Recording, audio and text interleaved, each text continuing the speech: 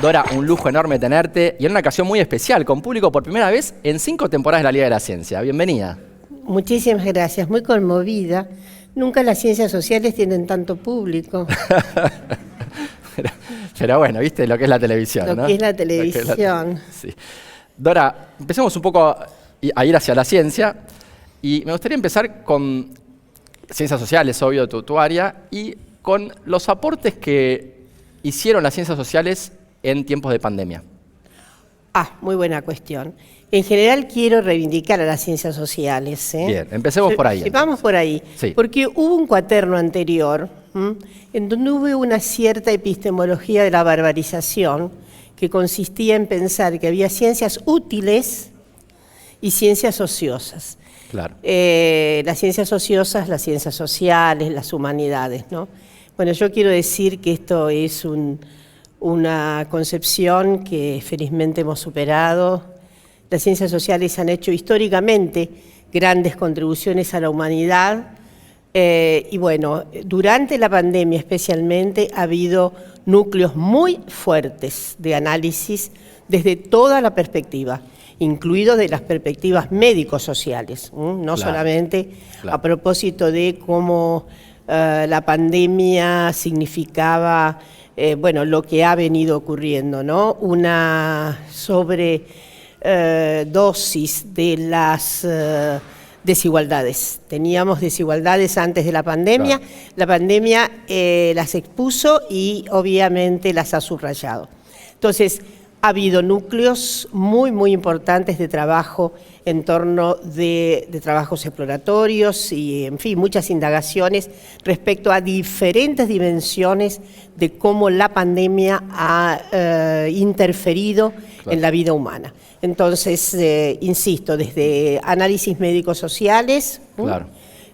Sobre todo hasta los psicosociales, claro. Como hay referencias respecto de la temeridad, del miedo, temeridad en el sentido de que ha habido alguna gente que, como sabemos, hizo una casi negativa, una negación y al mismo tiempo como otra parte de la población pudo caer en una situación de desesperación. Ha habido muchas circunstancias en fin, de depresión.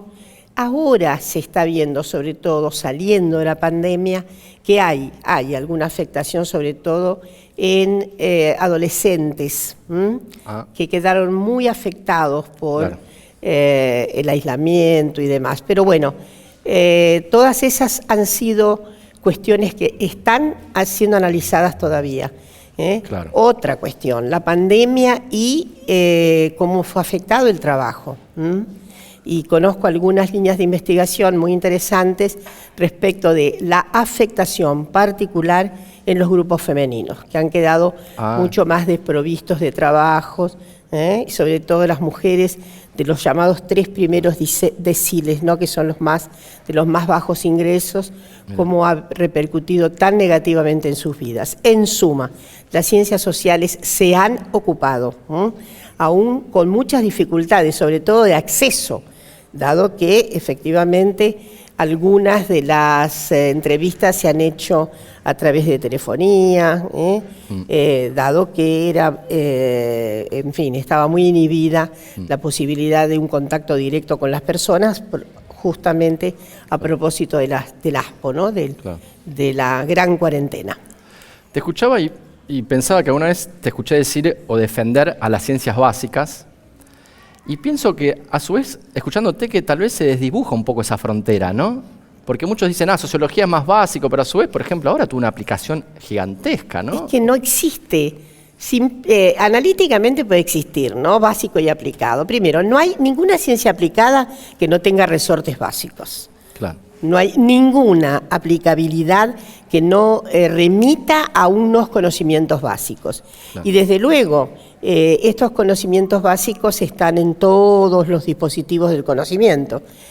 Todo el arco de conocimiento tiene algunas referencias básicas, ¿no? Pero quiero que quede bien claro esto. Las ciencias sociales son básicas y aplicadas. Y las otras ciencias, porque no nos gusta llamar ciencias duras, de ninguna manera. Hay una categoría que usaba una querida amiga y la voy a referir porque es muy, muy graciosa. En esto de cómo se dividen las ciencias, ¿no? Blandas, ciencias sociales, claro, humanas, duras, aquellas ciencias naturales, físico-naturales, etcétera, etcétera, las claro, tecnologías, y ella decía de manera muy simpática, por eso siempre el copyright hay que reconocerlo, hay ciencias duras, blandas y al dente. Buenísima, me encantó. Es muy bueno eso, ¿eh? La mayoría son al dente. Claro. ¿Cómo era la Argentina en relación a los aspectos de género, por ejemplo, en relación a hoy? Y hay cambios muy, muy grandes, más allá de que persistan, desde luego, los valores, las conductas, los horizontes, los imaginarios, siguen siendo sólidamente patriarcales, pero hay conmociones. Claro. Y hemos asistido a conmociones muy importantes, sobre todo yo diría en los últimos 15 años, en que las feministas hemos conseguido una serie casi hazañosa, claro, pero también impulsando agencias de las personas de la diversidad sexual, claro, de la diversidad sexogenérica, y eso ha sido muy importante. En ese punto a mí me gustaría marcar que la Argentina ha hecho progresos, sobre todo en orden legal, muy, muy importantes. Claro. Es un país que avanzó en alguna perspectiva. No todas las sociedades latinoamericanas, a pesar de haber suscrito la Convención de Belén do Pará, que es la gran convención contra todas las formas de violencia, a la que adhieren los estados de la región, y la Argentina adhirió con la 26.485, una ley muy importante, que es la que combate el flagelo de la violencia. ¿De qué año es esa ley? Del 2010. Y mirá, bueno, claro, y luego vino el 2012 la ley de matrimonio igualitario y más tarde la ley de identidad de género. Y estas son cuestiones en las que también tuvo que ver la agencia, las feministas, las identidades diversas, todas las agencias extraordinarias que se han movido por los derechos humanos, pero también tiene mucho que ver la ciencia social ahí. Claro. Yo defiendo muchísimo la articulación que hemos tenido en la Argentina. Las académicas hemos sido también militantes feministas, no solamente académicas, ¿no? Claro. Es decir, la militancia de carne y hueso, digamos, ¿no? Claro. Entonces, a mí me parece que en este punto hemos tenido el sortilegio. Hoy, en este momento, la Argentina, en este preciso momento, tiene un sitial muy particular en orden a los avances legales que ha habido para las mujeres, claro, y para las diversidades. ¿Qué falta en el CONICET todavía en cuestiones de género? Bueno, estamos con una excelente compañera en el CONICET, Ana Franchi, que tiene un equipo muy, muy bueno y que va a continuar con mucha audacia. En este momento se plantean cuestiones muy, muy interesantes de profundización. Creo que hay un aspecto que es muy central, muy difícil, pero que debe ser subsanado, y es el problema de los ascensos, el problema de la carrera. El CONICET abajo está lleno de mujeres, Claro. Hay más mujeres en el CONICET que varones, sí, pero el problema es cómo se llega a los niveles altos, ¿no? Claro. Y ahí hay que pensar seriamente en otra estrategia de evaluación. La evaluación tiene que ser mucho más racional y tener perspectiva de género, porque si no, no va a haber justicia y no va a haber equilibrio, ¿no?, en relación a los desempeños de varones y mujeres. No se va a poder romper el techo de cristal. Y en estos días justamente se ha presentado una magnitud de estímulo enorme con esos 50 millones de pesos que se van a destinar a trabajos de investigación que tengan perspectiva de género. Pero no son trabajos de investigación solos de las ciencias sociales.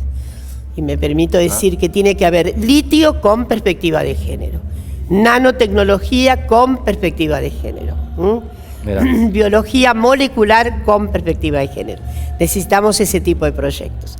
Necesitamos algo que está viniendo lentamente, un cambio paradigmático en todas las ciencias sociales, en todas las ciencias, no solo en las sociales. En todas las ciencias. Dora, me quedaría charlando con vos horas, es un placer gigantesco, pero bueno, tenemos que ir cerrando. Te quería hacer una última pregunta, y que tiene que ver con nuestro papel desde la televisión pública como comunicadores públicos de la ciencia. ¿Cuál pensás que es el papel de la, antes decíamos divulgación científica, ahora decimos comunicación pública de la ciencia? Fundamental porque hay un nexo, ¿no? Que en general las cientistas no los podemos hacer. Necesitamos mediadores con buena comunicación. ¿Por qué? Porque la gente, el pueblo, tiene que saber qué es lo que pasa en la ciencia. Y a veces nuestro modo de comunicar es tan cerrado y hermético que no le podemos pedir a la gente común que interprete lo que queremos decir. Entonces, es fundamental este campo de mediación que ustedes hacen. Excelente, buenísimo. Bueno, cerramos con un aplauso para Dora, un lujo enorme tenerte, Dora. Muchísimas gracias. A vos. Un lujo tenerte a vos, un lujo tener al público acá escuchando también. Muchas gracias. Nosotros nos vamos a un corte, pero enseguida volvemos con un laboratorio de física especial con el gran Ioni. No se lo pierdan, ya volvemos.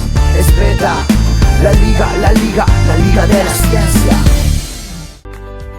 En Lanús te pedimos que sigas cuidándote. Usa siempre el tapabocas, lavate frecuentemente las manos, mantén al menos 2 metros de distancia con otra persona y ventila los espacios. Enfrentemos con responsabilidad la segunda ola. Informate en lanus.gov.ar. Lanús nos une.